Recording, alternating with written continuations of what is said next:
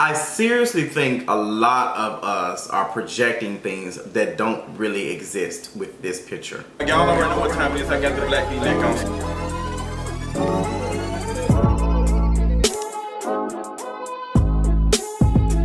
So we've seen the conversation, and it seems like a lot of us feel some type of way about somebody else's hair. So I want to dive deep into this, because this is one of those things that, like, I feel like I'm affected by, and I see it, and it's something that I've been trying to explain to people for the longest. And I think a lot of people did a great job of talking about it. Shout out to my girl Kim Foster for Harriet. Also, this sickening article on Jezebel.com by Ashley Reese. A lot of black women have came up and they have defended this this young black girl, and I'm loving all of the conversation. So here is my point after reading and watching a couple of videos of people talking about it. So you all know H&M had this this spread or whatever, and they had a bunch of kids, and it were different ethnicities or whatever, and they all looked like they had just got out of school, like 2:15, 2:30, like picking them up, like, girl, don't block the lane type of situation, just getting out of recess. It was kind of like everybody's hair was in a messy like type of situation. So this black girl was, her picture was screenshot and it was plastered all on social media, mainly Twitter, and people started asking. A black man asked, hey, that's the first time I saw it was from a black guy who said, hey, what do y'all think? What are y'all thoughts? As to say, like, girl, this doesn't look good. I want to hear y'all talk about it. I'm not going to necessarily say that I don't feel comfortable about it, but I want y'all to say it. You know how when people like say things, you already know what they're trying to say. Like, do you think they, like, that type of situation? Immediately when I saw it, I had already recognized that a lot of people did have a problem with this girl's hair texture.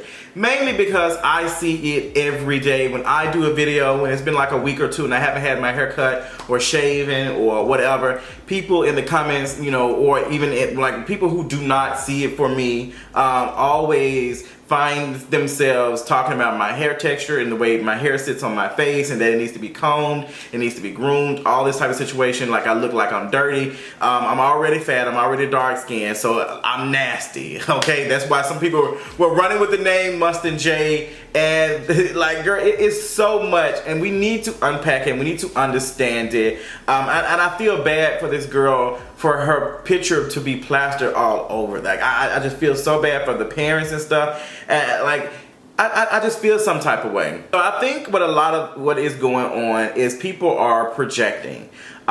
We don't like hair textures like this. Even though the natural hair movement has been getting a lot of steam over the last couple of years, you have a lot of people getting locks. A lot of people don't even use the term dreads no more, they use locks. I'm one of those folks. But just like the body positivity posts and stuff, it has been hijacked by some people. Some people, have hijacked it and say, okay, this means my hair texture.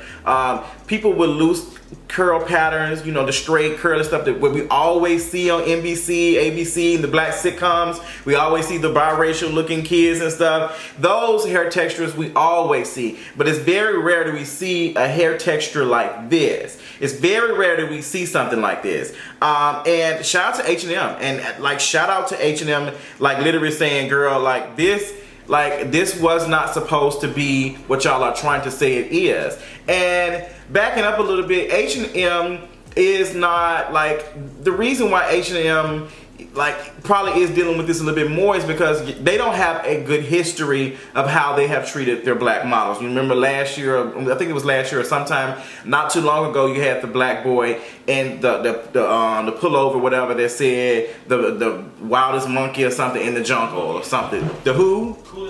The coolest monkey in the jungle. And a lot of people's like, girl, no ma'am, like, this ain't it. So I think H&M is recognizing that, and I think they're like, you know what, we got to do a better job, because this is our market. We truly believe that all kids should be allowed to be kids. The school-age kids who model for us come to the photo studio in the afternoon after school, and we aim for a natural look which reflects that. Now, same thing that Ashley Reese said in her article, that of course they probably did a little styling or something, they probably did something, but you had all these other kids with messy hair. You had them all with messy hair. But it's how we see this type of hair texture. We see it as messy all the time. So you need to straighten it out. You need to make it look more loose. Like you need to, like, it looks dry. That is what the hair texture is. And I think that we've gotten a little bit better with using the term good hair and bad hair and all that, but I still think that it still looks, some hair texture, mainly this, is still looked at negatively. And we have got to let go of that. Like when we talk about like colorism, that stuff goes beyond just skin complexion. It goes to like the hair texture, all of that, like even facial features. Like, and I think I was watching some girl and I think she called it hairism. I cannot think of her name. Oh, she just reached 100,000 subscribers on YouTube. I love her so much. She's like, she be talking about stuff like that. Like, we have to do a better job, and we are out here policing black folks and their hair. That's exactly what is going on. You have a lot of people out here feeling like this girl is unkept, that something is going on where she doesn't look good. I'm gonna tell you, I'm gonna give you some couple examples. It's even how we look at when we see some of these commercials on TV when they talk about give a penny a day or make some donations to some Red Cross organization that's helping in some part of Africa. Like they're out here doing something in South Africa or West Africa or whatever. And you see these folks, you see these like these kids with that type of hair texture, and we look at that like, we look at, I hate to say it, but we look at them like they're poor. That's why we some of us grew up hearing people say African booty scratcher. Like these are the things, like we look at Africa as a country, not a continent. We ain't gonna get into that. But we're not, like we looked at Africa as a poor place.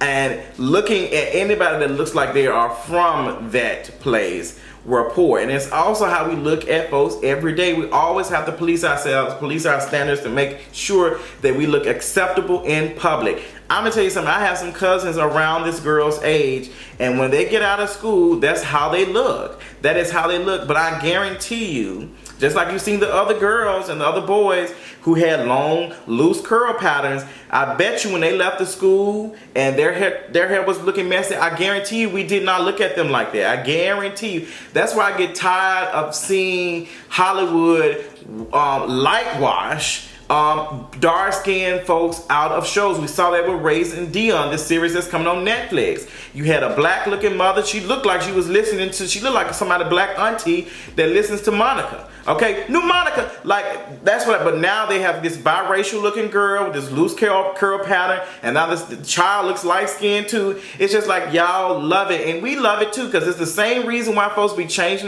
the eye color of their kids on Instagram. It's the same reason why anytime we see a light-skinned baby, we always, oh my gosh, the baby's so beautiful. It's the same reason why we do that all the time. Y'all do it.